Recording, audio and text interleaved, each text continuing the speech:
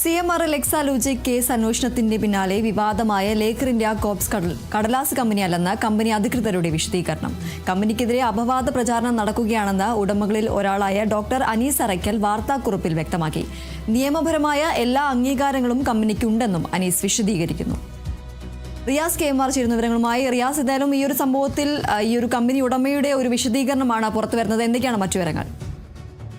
തീർച്ചയായും ഈ കമ്പനി ഉടമകളിൽ പേര് പറയപ്പെട്ട ഒരാളായിട്ടുള്ള അനീസ് അറയ്ക്കൽ, ഡോക്ടർ അനീസ് അറയ്ക്കലിന്റെ പേരിലാണ് ഒരു വാർത്താക്കുറിപ്പ് മാധ്യമങ്ങളുടെ ഒരു ഗ്രൂപ്പിലൊക്കെ വന്നിരിക്കുന്നത്. അത് അതേസമയം അനീസ് അറയ്ക്കൽ നേരിട്ട് പ്രത്യക്ഷപ്പെടാനോ അല്ലെങ്കിൽ മാധ്യമങ്ങളോട് പ്രതികരിക്കാനോ ഒന്നും തയ്യാറായിട്ടുമില്ല എന്നുള്ളത് ഏറെ ശ്രദ്ധിക്കേണ്ട ഒരു കാര്യമാണ്.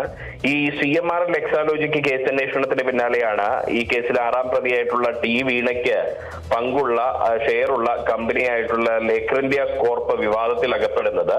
ഈ ലേക്കർ ഇന്ത്യ കോർപ്പിന്റെ ആസ്ഥാനം ഇവിടെ കോഴിക്കോട്, പിന്നീട് വീണയുടെ ഭർത്താവും മുൻ മന്ത്രിയുമായ PA മുഹമ്മദ് റിയാസിന്റെ സുഹൃത്തുക്കളുടെ വീടുകളും സ്ഥാപനങ്ങളുമായി 8 ഇടങ്ങളിൽ കഴിഞ്ഞ ദിവസം എൻഫോഴ്സ്മെന്റ് ഡയറക്ടറേറ്റിന്റെ പരിശോധന നടന്നിരുന്നു, റെയ്ഡ് നടന്നിരുന്നു.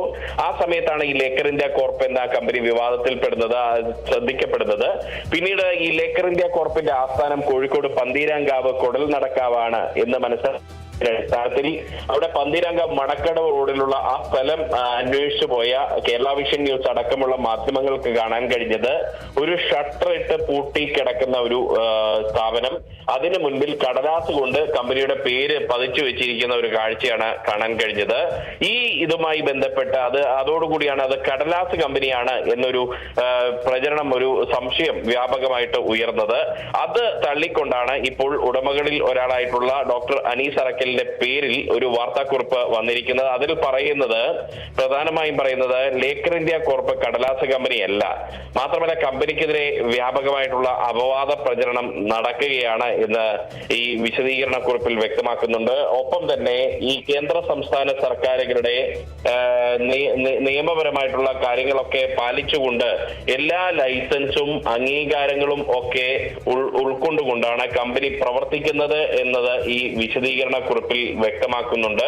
അത്തരത്തിലുള്ള ഈ വിശദീകരണ കുറിപ്പിൽ വ്യക്തമാക്കുന്നത് ഈ ഓഫീസിനായി ഒളവണ്ണ ഗ്രാമപഞ്ചായത്തിൽ ലൈസൻസിനായി അപേക്ഷ നൽകിയിരുന്നു.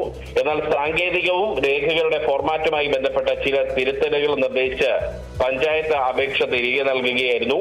പഞ്ചായത്ത് അധികൃതരുടെ നിർദ്ദേശങ്ങൾ പൂർണ്ണമായും പാലിച്ചുകൊണ്ട് ആവശ്യമായ തിരുത്തലുകൾ വരുത്തി അപേക്ഷ വീണ്ടും സമർപ്പിക്കാനും മറ്റു നടപടിക്രമങ്ങൾ വേഗത്തിൽ പൂർത്തിയാക്കാനുമുള്ള നടപടിക്രമങ്ങൾ നടന്നു വരികയാണ്.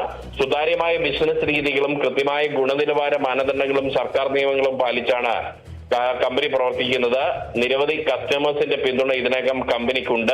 വസ്തുത മനസ്സിലാക്കി കമ്പനിക്കെതിരെ നടക്കുന്ന അപവാദ പ്രചരണങ്ങളിൽ നിന്ന് പിന്തിരിയണമെന്ന് അഭ്യർത്ഥിക്കുന്നു എന്നാണ് ഡോക്ടർ അനീസ് അറയ്ക്കലിന്റേതായി വന്നിട്ടുള്ള ഈ വിശദീകരണ കുറിപ്പിൽ വ്യക്തമാക്കുന്നത്. എന്നാൽ അതേസമയം തന്നെ എന്തുകൊണ്ട് ഇപ്പോഴും ആ സ്ഥാപനം അടഞ്ഞു കിടക്കുന്നു, അല്ലെങ്കിൽ കേവലം ഒരു കടലാസിൽ പതിച്ച രീതിയിൽ മാത്രം എന്തുകൊണ്ട് കമ്പനിയുടെ പേര് അതിന്റെ ഒരു ചുമരിൽ പതിച്ചു, ഒരു താൽക്കാലിക സംവിധാനം പോലെയായി പതിച്ചു എന്നതിനൊന്നും കൃത്യമായൊരു വിശദീകരണം ഈ വാർത്താക്കുറിപ്പിൽ ഇല്ല എന്നുള്ളതും ദുരൂഹതയ്ക്ക് ഇടയാക്കുന്നുണ്ട്.